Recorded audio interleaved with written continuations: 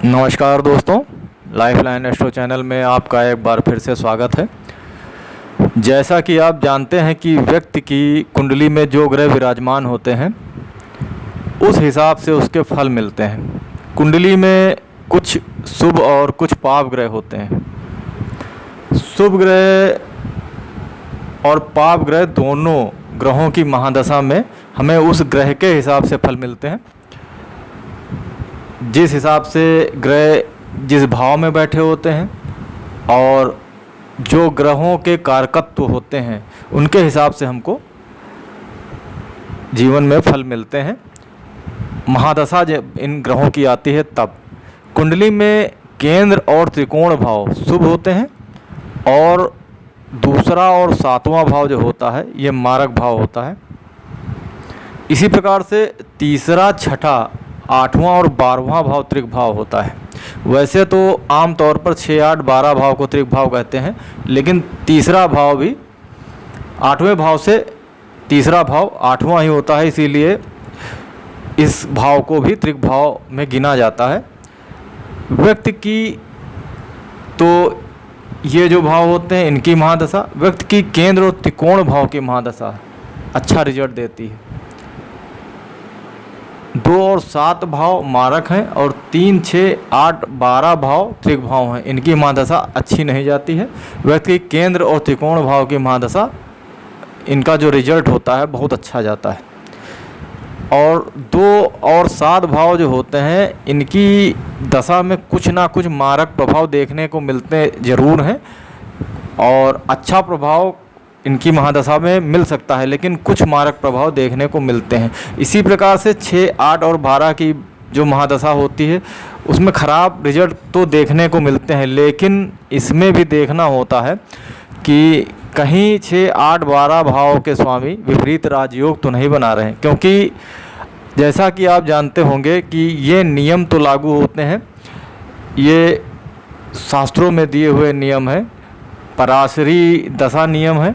लेकिन जैसा कि आप जानते हैं कि 6, 8, 12 भाव के स्वामी कभी कभी अपनी महादशा में बिल्कुल विपरीत कंडीशन में व्यक्ति को रिजल्ट देते हैं और व्यक्ति का जीवन जो होता है बिल्कुल डूबा हुआ ख़त्म जीवन होता है, उसके बाद उसको उबारने का काम करते हैं 6, 8, 12 भाव के स्वामी, तो इसको विपरीत राजयोग कहते हैं।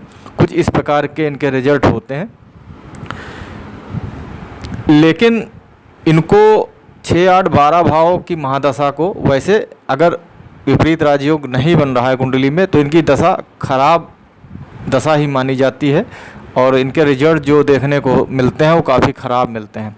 महादशा के बारे में लघु पराशरी विद्याधरी में इनकी विस्तृत व्याख्या दी हुई है, इनके बारे में बहुत विस्तृत व्याख्या दी हुई गई है। उसके कुछ संक्षिप्त विचार कुछ इस प्रकार से हैं दोस्तों। सबसे पहला नंबर है कि शुभ ग्रह केंद्रेश, कहने का मतलब है, यानी इसका मतलब हो गया कि शुभ ग्रह यदि केंद्र में बैठा हो तो अपनी महादशा में शुभ फल देता है, शुभ फल देने को मजबूर हो जाता है। इसी प्रकार से पाप ग्रह यदि केंद्र में बैठा हो तो वो अपनी महादशा में कुछ ना कुछ अशुभ फल जरूर देता है।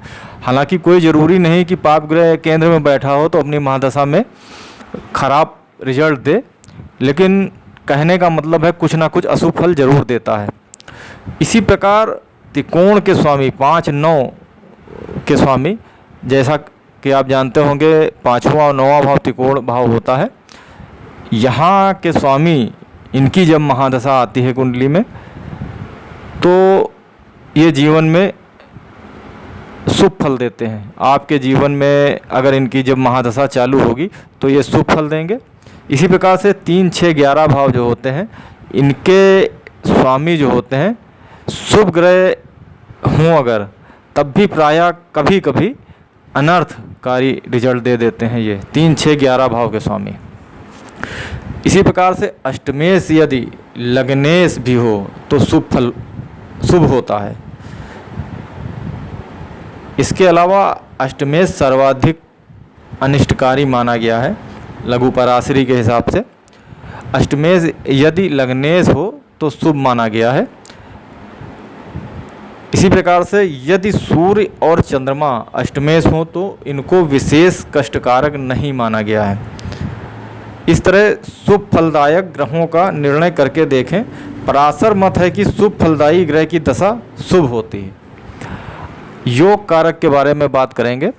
केंद्र का स्वामी केंद्रेश त्रिकोण में या त्रिकोण का स्वामी केंद्र में हो तो विशेष योग कारक होते हैं। इसमें से एक की दशा व दूसरे की अंतर्दशा हो तो एक दूसरे की शुभता बढ़ाकर विशेष शुभ फल देते हैं। ऐसा पराशरी लघु पराशरी में बताया गया है। इसका ये संक्षिप्त एक विचार था दोस्तों। तो अगर आपको वीडियो अच्छा लगा है तो सब्सक्राइब जरूर करें, लाइक करें, चैनल से जुड़ जाएं। मिलते हैं अगले वीडियो में, तब तक के लिए नमस्कार, धन्यवाद।